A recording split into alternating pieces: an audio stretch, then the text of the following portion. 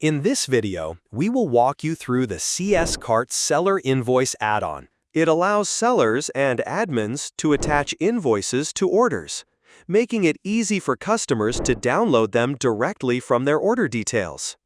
Apart from this, I would like to mention that if you need extensions for increasing the sales of your e-commerce store, then you can visit store.webkul.com and explore our number of products for every technology.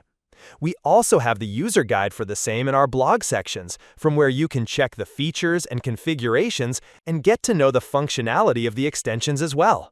Now, let's move back to our video. Firstly, to allow both the seller and the admin to attach invoices to the orders, go to the Orders section and click on Orders again. Here, you'll see the list of orders. Select an order and click on the gear icon, then click on the View button. This will open the Order Details page. Next, click on the Seller Invoice button. I have already created a seller invoice, but if you haven't, you'll need to click on the Add Seller Invoice button to create one. This will take you to the new Seller Invoice creation page. Click on the Name field to enter a name, maximum 40 characters.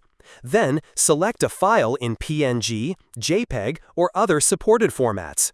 After that, click on the Save button to save the new seller invoice, or click on Cancel to discard the action. Since I've already created one, let's now move to the storefront. Here in the storefront, customers can click on the Seller Invoice section to view the list of invoices. Customers can download the seller invoice by clicking on the Download button. I have just downloaded the seller invoice. Now go to the Vendor panel, and then click on the Admin panel.